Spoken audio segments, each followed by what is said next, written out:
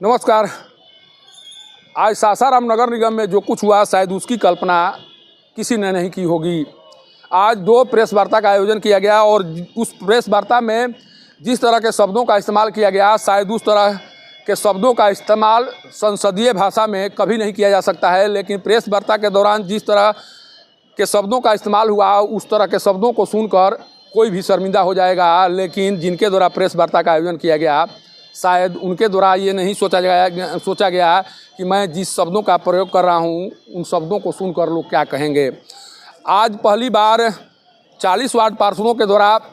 सासाराम नगर निगम कार्यालय में एक प्रेस वार्ता का आयोजन किया गया और उस प्रेस वार्ता के माध्यम से यह बताने की कोशिश की गई कि डिप्टी मेयर सत्यवंती देवी के द्वारा सासाराम शहर के विकास में बाधा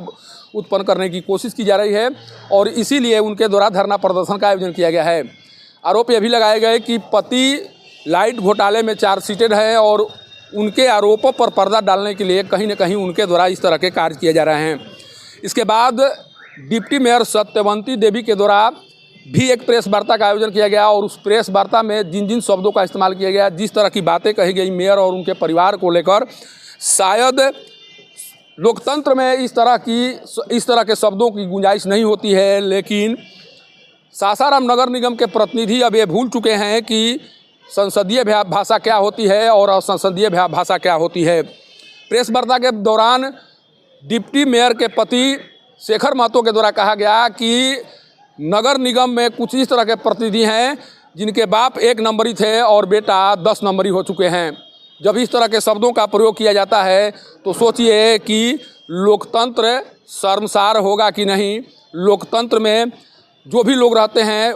अगर वो इस तरह के शब्दों को सुनते हैं तो उन्हें नागवार लगेगा कि नहीं। इस तरह की बातों को समझने की ज़रूरत है और जिनके द्वारा इस तरह के शब्दों का इस्तेमाल किया जा रहा था, शायद उनके द्वारा क्यों नहीं सोचा गया। सत्यवंती देवी के द्वारा सीधे तौर पर मेयर और उनके परिवार पर आरोप लगाए गए कि उनके द्वारा सरकारी भूमि पर कब्जा की गई है और उनके परिवार के द्वारा एक ही भूमि की कई बार रजिस्ट्री कराई गई है। उनके द्वारा कहा गया कि जिस तरह से उनके द्वारा और उनके परिवार के द्वारा कार्य किया जा रहा है, अगर उसके खुलासे कर दिए जाएं तो भूचाल आ जाएगा और उसके खुलासे की बात उनके द्वारा कही गई कि जल्द ही इसका खुलासा भी किया जाएगा कि किस तरह से मेयर परिवार सासाराम शहर के लोगों के साथ अभी तक काम करते आया है और किस तरह से उनके द्वारा काम किया गया है। धरना प्रदर्शन को लेकर उनके द्वारा कहा गया कि जब मेरे द्वारा उनकी कमियों को उजागर करने के लिए धरना प्रदर्शन का आयोजन किया जा रहा है तो इसी कारण से अब उनके द्वारा और उनके परिवार के द्वारा मेयर और उनके परिवार के द्वारा कोशिश की जा रही है कि किसी तरह से इस धरना प्रदर्शन को रुकवा दिया जाए, इस धरना प्रदर्शन पर पर्दा डाल दिया जाए और बिना किसी कारण बताए उन लोगों के द्वारा तरह तरह के आरोप लगाए जा रहे हैं। उनके पति को लेकर जब सवाल पूछे गए तो उनका कहना था कि यह मामला कोर्ट में विचाराधीन है और कोर्ट के द्वारा जो भी निर्णय आएंगे या निर्णय दिए जाएंगे उसको लेकर वो तैयार हैं। लेकिन मेरे पति के चार्जशीटेड होने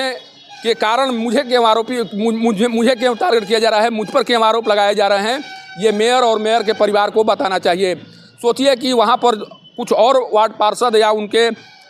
पति बैठे हुए थे, उन लोगों के द्वारा जिस तरह से बातें कहने की कोशिश की, जो बताने का प्रयास किया गया, शायद